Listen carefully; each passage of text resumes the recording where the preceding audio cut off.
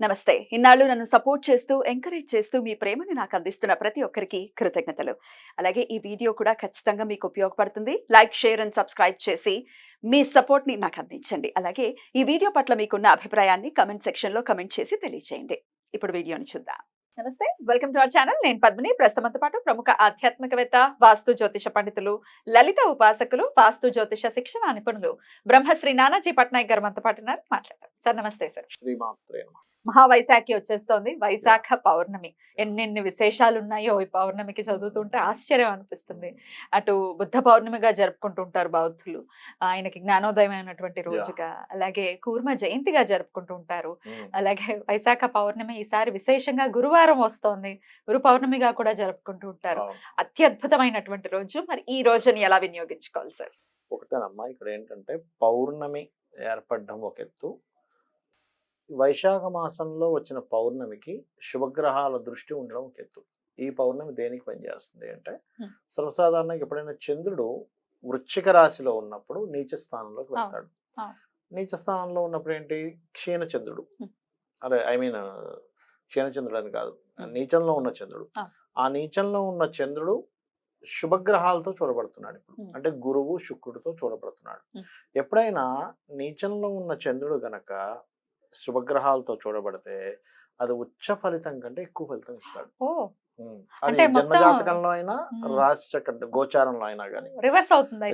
నీచం అనేది పనిచేయదు, ఇంకా పనిచేయదు. అంటే ఏమిటి, సింపుల్, ఇంక చిన్న చాలా సింపుల్ గా చెప్తాను చూడండి.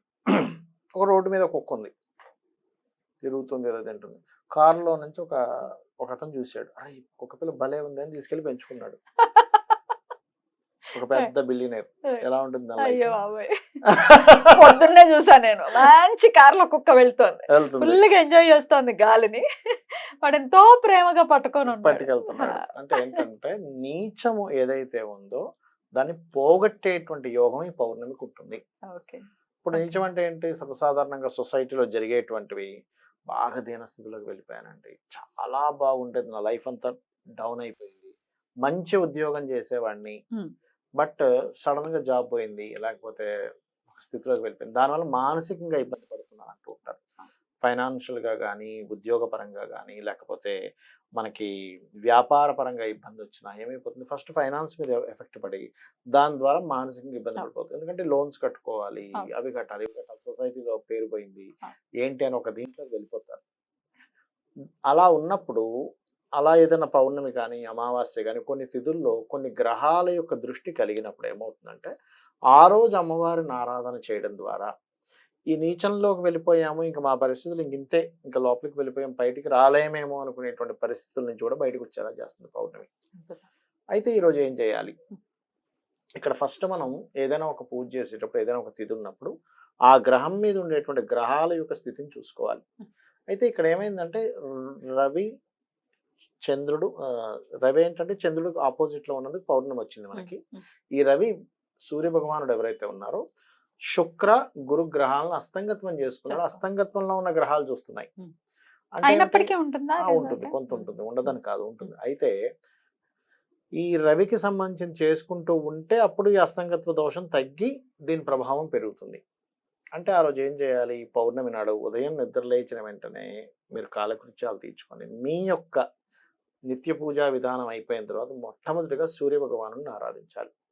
ఎందుకంటే సూర్యుడి ద్వారా ఈ రెండు గ్రహాలు అస్తంగత్వంలోకి వెళ్ళాయి కదా.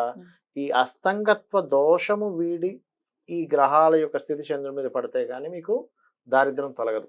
అందుకని మొట్టమొదటిగా సూర్య ఆరాధన, సూర్యుడి స్తోత్రాలు, ఆదిత్య హృదయ పఠనం చేయండి.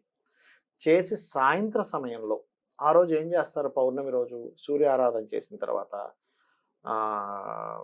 గోధుమ రవ్వతో చేసినటువంటి తీపి పదార్థం లేకపోతే పాయసం ఏదైనా సూర్యభగవాన్ నైవేద్యంగా పెట్టి దాన్ని స్వీకరించడము, లేదా దాన్ని 10 మందికి పంచిపెట్టడం చేయండి.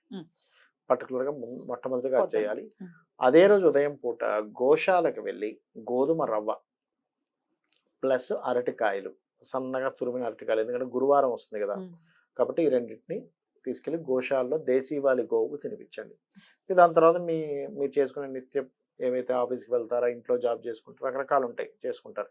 ఈవినింగ్ మరలా మీరు సంధ్య తర్వాత, అంటే మామూలుగా గాయత్రి చేసుకునే వాళ్ళు గాయత్రి చేసుకుంటారు. దాని తర్వాత చంద్రుడికి సంబంధించినటువంటి ఆరాధన, చంద్ర ఆరాధన. పౌర్ణమి కదా, ఉమ్.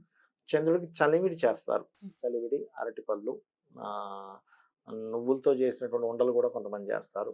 అండ్ అలాగే బెల్లము నువ్వులతో కలిపిన ఉండలు.